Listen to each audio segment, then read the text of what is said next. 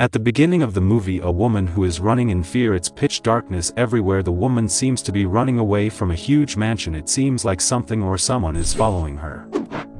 She reaches her car and tries to unlock the door. She's scared and nervous, her trembling hands fumbling with the keys. She drops the keys on the ground, adding to her terror. Luckily, she manages to pick them up before the danger catches up to her. She gets in the car, frantically starts the engine and flees the mansion. Meanwhile, a girl is watching all of this unfold from the window. Much to the horror of the woman, the main gate is sealed shut. She curses and gets out of the car to open the gate. However, the gate is too stiff and does not move. Her despair evident on her face, the woman feels trapped inside the mansion. She takes a deep breath, gathers all her courage and tries to break the door open. This time she succeeds. She quickly opens both of the gates and returns to her car. As she's getting back and she catches sight of a strange man sitting inside the car. The woman's face twists in horror and the scene cuts. Some time later, a tragic news about the demise of a musician is broadcast.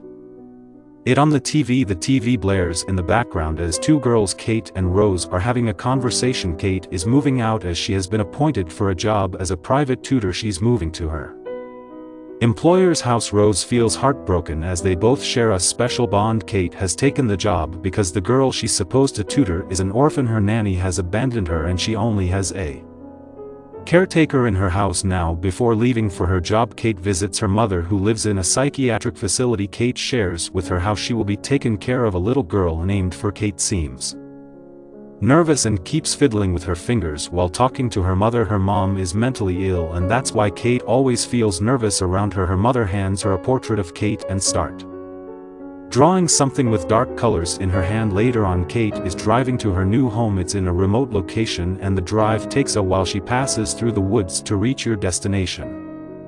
Unfortunately, it is the same mansion we saw at the beginning. Kate may be in for some trouble. She reaches the gate. It opens up automatically. She takes her car to the front of the mansion and parks it. Kate steps out of her car and takes a long glance at the mansion. She proceeds toward the door and knocks on it, but no one answers. She rings the bell, but there is still no response. She peeks inside through the window, but the house seems empty. Kate walks away from the door to the other side of the mansion looking for another way, and she finds an open door at the back of the mansion and enters. The place seems quite odd. In the center of the house, Kate sees a mini fountain with broken dolls and stained with a red color resembling blood. She finds the caretaker, Mrs. Grows, at the back. The woman takes Kate inside the mansion and shows her around. She informs Kate that his parents passed away in an accident near the gate and the little girl witnessed everything. This scarred her to the point that she even fears leaving the premises and needs a tutor to school her privately. Kate wants to meet Flora and is led to the stables. The place gives off an eerie scent. She calls out to Flora but gets no response. Suddenly Kate hears a loud thud. She starts to walk toward the noise and calls the girl's name again. She goes inside the area where the horses are tied. Suddenly she hears a loud bang from behind and whips around. A horse is also startled by the sudden noise and tries to hit her. Luckily she doesn't get hurt. Kate is still processing the strange turn of events when Flora comes out laughing. They have a little chit-chat in the stable. Flora takes her to a maze inside the mansion premises. The place gives her weird vibes with tall trees and large hedges. Flora shows her around the mansion. Suddenly they come across an aisle. Kate asks about the place. Flora replies that it's the east wing and she doesn't go there. The girl shows Kate her room where she sees a strange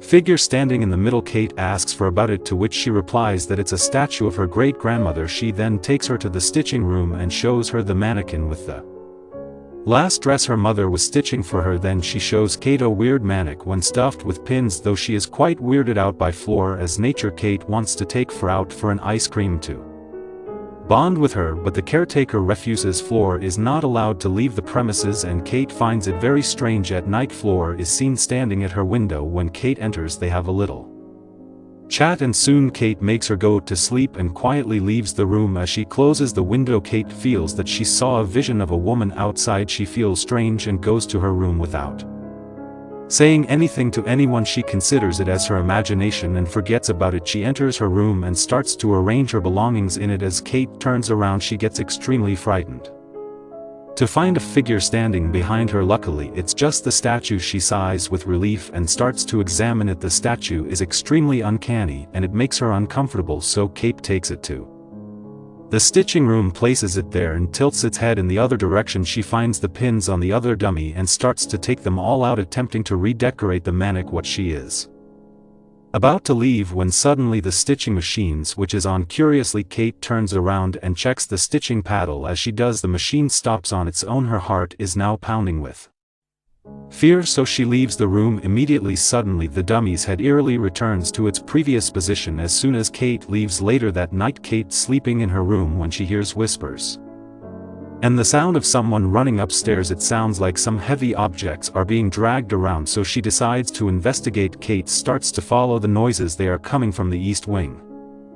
At first she hesitates, but suddenly she hears a loud thunder and gets petrified. She keeps following the voices and reaches another aisle. She peeks inside cautiously and enters. The unsettling noises resemble the sound of a door banging and a girl screaming with her heart in her mouth. Kate continues to follow the sounds and reaches another door. As she opens the door, the voices stop all of a sudden. The room she enters does not look like it's been disturbed at all. Kate sees that a window is open. She walks to it and closes it shut. Suddenly the door behind her closes with a bang. Panicked, Kate rushes to the door and struggles to open it. It eventually springs open and she comes face to face with Miles, another kid who lives in the house. Kate excuses herself and hurries back to her room.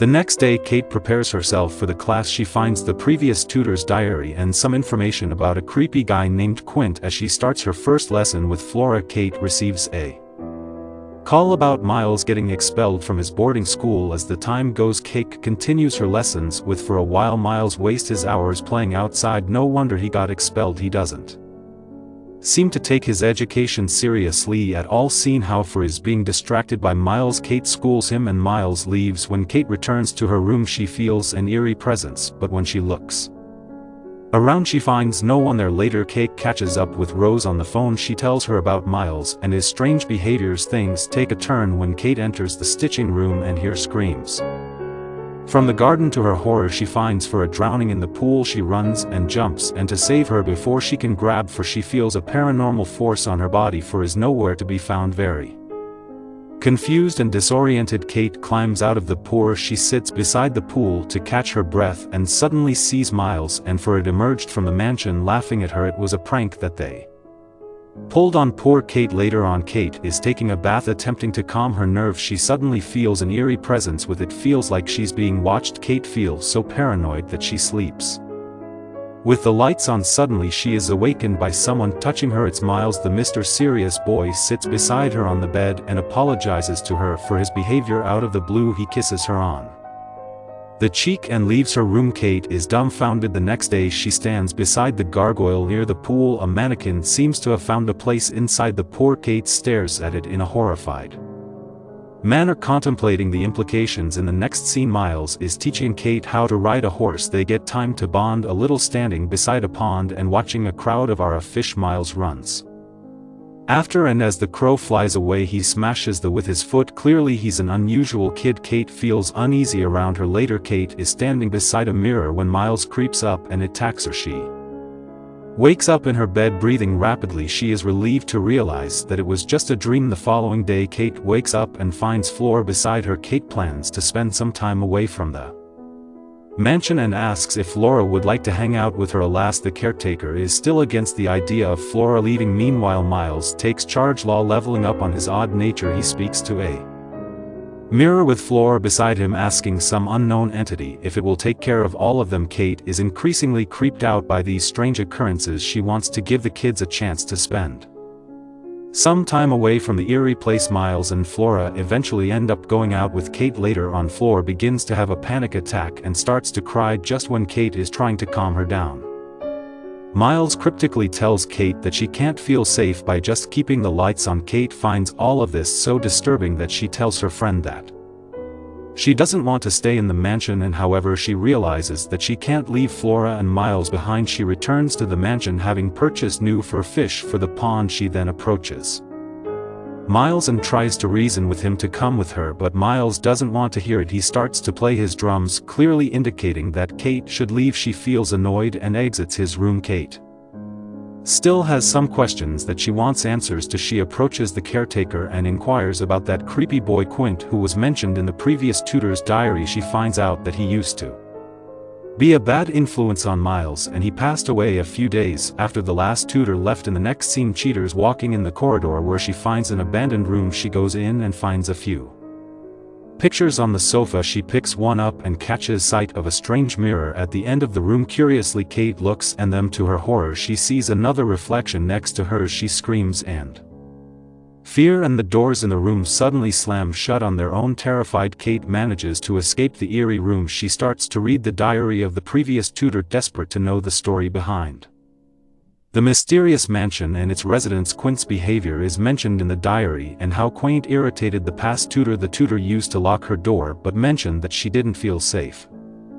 Even inside her own room, Quint had questionable photos of her that she didn't know how he acquired. The writing is very ambiguous and it ends there. Suddenly, Kate finds a picture of the previous tutor sleeping. There is a sentence, "You're even sexy while sleeping," written right next to it. The uncanny scene suddenly cuts and Kate's seen riding a horse in pursuit of Miles. They enter the maze and she feels lost inside. She tries to keep up with him on her horse. Miles is too fast to be followed and Kate is close to losing him in the maze. As she follows him, she feels another presence. Suddenly she sees Flora standing right next to her. A very startled and uneasy Kate snaps her eyes open from yet another disturbing dream. As she sits and tries to contemplate the weird dream that she saw, Kate sees a ghostly figure right before her asking for help. Petrified, she can feel herself going insane. The next day, during her lessons with Flora, Kate is very disoriented. Flora draws a sketch. She shows it to Kate, who realizes that it's a strange drawing of Flora and her previous tutor. They decide to play, and during this, Kate finds a picture of the kids with Quint. Feeling uneasy, Kate calls out to the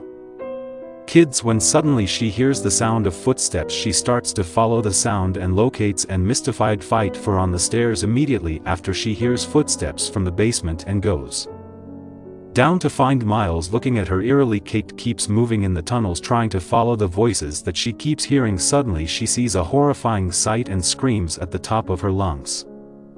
She believes that it's Miles again, pulling off one of his stupid pranks. Things take a twist when someone breathes heavily behind her. Kate's heart starts to race and she runs away trying to save herself from whatever is haunting her. She ends up in the living room. Miles is sitting there with the caretaker, and for Kate interrogates Miles, asking if he was the one to prank her again. She realizes that he's been there for 15 minutes. Listening to this makes her even more afraid. Her nose starts to bleed from the fall she took in the basement. Kate gets more scared and confused when she sees Quint in the reflection of the mirror in the living room. She turns around and yet again finds no one. She feels like she is losing her mind and leaves the room. She is exhausted from all the running and hauntings and feels frustrated. She looks at herself in the mirror and the bathroom. Kate looks ghastly. She turns on the tap and starts washing her face. A woman appears in the mirror when Kate reaches down to collect water and her palms. Kate catches sight of the reflection. Terrified, she hastily exits the bathroom and takes refuge on her bed. She cries her heart out but finds no relief.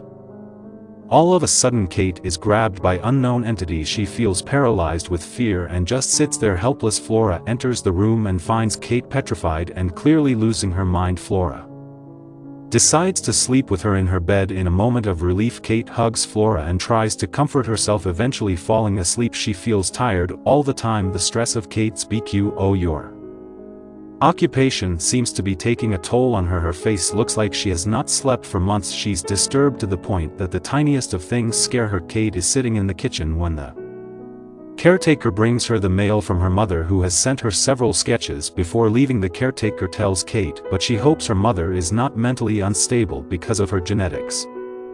Suddenly the phone starts to ring, startling Kate. She reaches for the phone and picks it up to find that it's her mother on the other side. Kate's mother tells her that she needs her in that moment.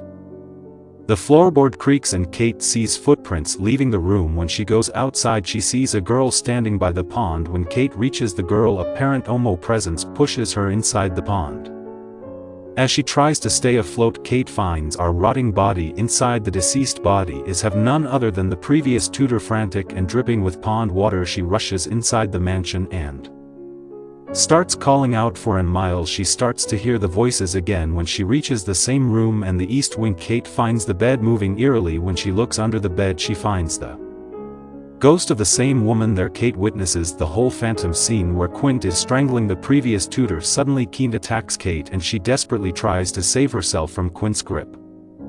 The door opens and the caretaker finds Kate on the floor struggling to loosen an invisible grip. Kate manages to stand up and tell the caretaker that Quint claimed the life of the previous tutor, but the caretaker stops her. Kate immediately realizes that the caretaker has known this all along. She confronts her about Quint, to which the old woman replies that he's already passed away. She demands to know where the kids are, but the caretaker doesn't tell her. All of a sudden the guy most of Quint pushes the caretaker over the stair banister and she falls to her demise. Kate runs to Flora's room and is relieved to find her safe. She takes Flora, telling her that they must leave the house. Hearing this, Flora runs away. Kate asks Miles to go and find, for she realizes that Miles already knows about Quint. She pleads with him to help her and he finally agrees. They carry the little girl to the car and start the engine. When they reach the gate they find that it's closed. Suddenly Kate sees Quint in the rearview mirror. When she turns around she finds no one there. In that moment the scene drastically reverses and they're back to the same moment where Kate received her package from the